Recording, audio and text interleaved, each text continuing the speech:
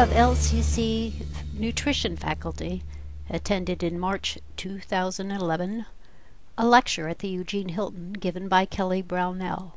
It was sponsored by ORI, with help from Elche, among others. Dr. Brownell is director of the Rudd Center for Food Policy and Obesity at Yale University in Connecticut. Their website has a series of 15-minute videos or podcasts with people I have admired for years, including the writer Michael Pollan, as well as nutrition experts Joan Gusso, Marion Nessel, and Brian Wansink. The Rudd Center also has a wonderful free newsletter. Dr. Brownell has worked for many years on improving the food and nutrition environment in which we all live, so that policies help make affordable, healthy choices widely available, and policies help discourage empty-calorie choices. This week's lecture talks about the dramatic rise we've seen in food portion sizes in our food environment.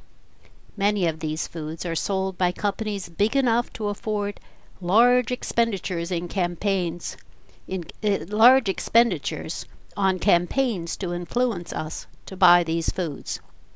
When was the last time you saw an ad for a Coke or a Pepsi? For me, it was yesterday. And when was the last time you saw an ad for broccoli? Some of these campaigns are outside traditional food marketing, such as this frequent scene on American Idol.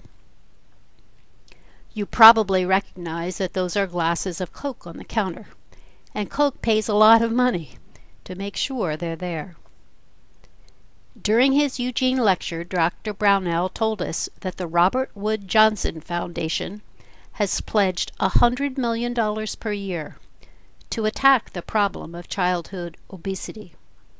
He gave this scenario.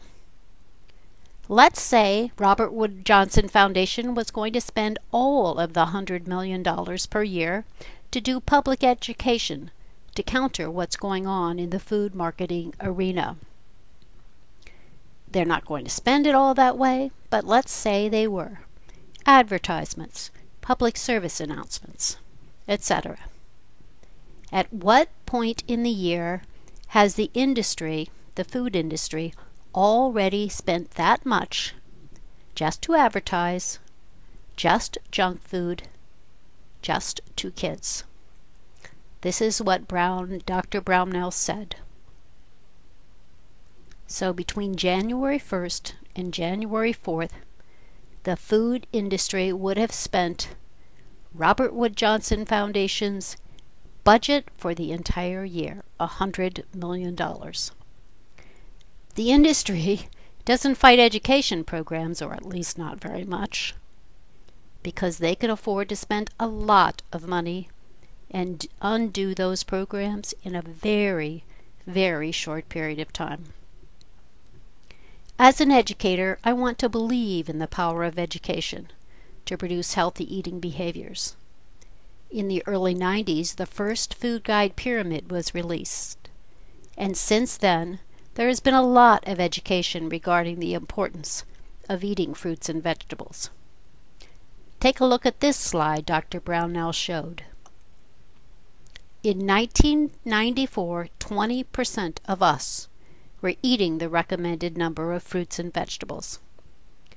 By 1996, that had grown to, and by 1998 and 2000, I think you're probably beginning to see the trend and can predict what would happen in 2003 and 2005. I hope something about our food environment improves. One thing that I hope changes is the cost of fruits and vegetables.